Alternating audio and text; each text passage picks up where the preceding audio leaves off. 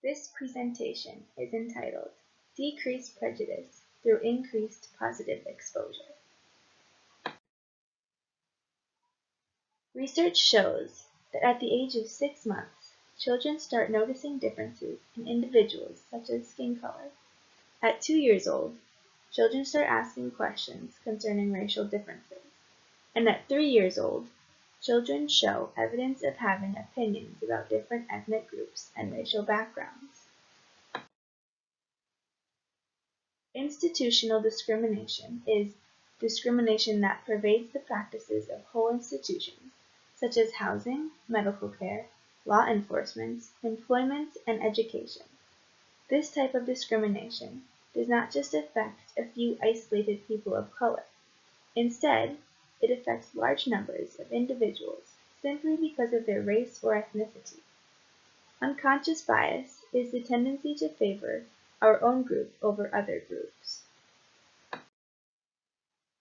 Racial discrimination has a detrimental impact on people.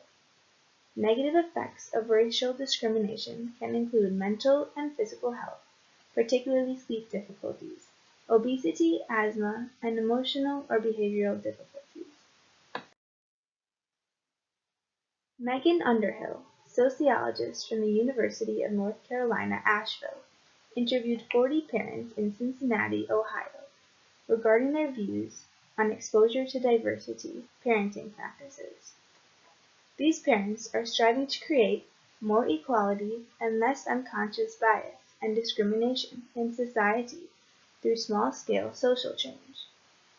Actions parents might take to expose their children positively to diversity are signing their children up for integrated classes, living in integrated neighborhoods, and intentionally going to events and places where people of many different races are found. Picture books with multicultural characters pictured in a positive light are important for decreasing possible negative impacts of stereotypes for infants and toddlers.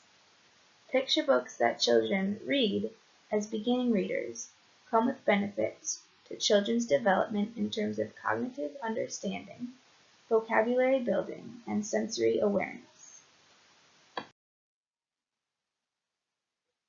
The book 40 Ways to Raise a Non-Racist Child was written by Barbara Mathias and Mary Ann French, who did research to find solutions that would help children overcome their prejudices. The authors of this book suggest that parents should go out of their way to teach their children to respect others and to lead by example. Some ways of doing this are befriending people of different races, choosing a family doctor of a different race, and choosing multicultural schools for their children to attend. Other ways include reacting calmly and appropriately to obvious racism and purchasing racially diverse books to read with their children. People are more comfortable with what is familiar to them. Researcher Leslie Zebrowitz and others have suggested that people who are exposed to faces of people of different races tend to increase their liking of new faces from that race. The FFO, or familiar face over generalization, hypothesis suggests that racial prejudice stems partly from negative responses to faces which differ from the typical faces a person has experienced. This hypothesis lends to the suggested intervention of familiarizing people with faces of different races to decrease prejudice against strangers of a different racial background. How can we fix unconscious racism? Professor Gerso from the University of Bath reports that 70% of people show an unconscious bias towards their own race. After an exercise in leading children to pay attention to individual details in African faces, the bias of these children faded. This shows that time spent looking at details in faces of other races is beneficial in reducing unconscious racism. Here is my proposed solution.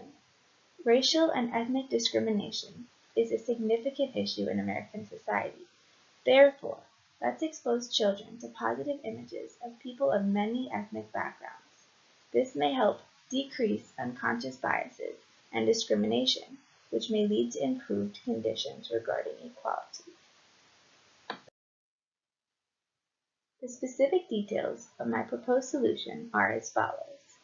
I babysit weekly for a women's Bible study, and reading stories is part of what the children want to do each week. I put my proposed solution into practice by bringing multi-ethnic books that I was raised with to read to the kids. In this photograph, I am reading to a 2-year-old and a 3-year-old. The book is about a small African American boy who wants to play football. The book displays the virtues of determination and diligence, and it is the true story of former Green Bay wide receiver Donald Driver.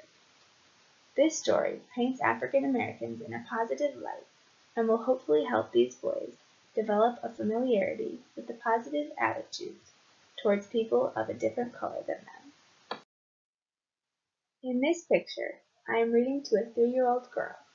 The book is about a 6-month-old dark-skinned baby who has a Caucasian dad and an African American mom. The parents and older sister of this boy are loving, kind, and devoted to caring for this baby. All of these attributes are again painting people of different ethnic backgrounds and the connections between them in a positive light. Solving the problem of institutional discrimination and racial bias is not an easy fix, but intentionally taking small steps in the right direction, such as exposing young children to positive images of multi-ethnic characters in books and asking schools and daycare centers to purchase these kinds of books, can make an impact.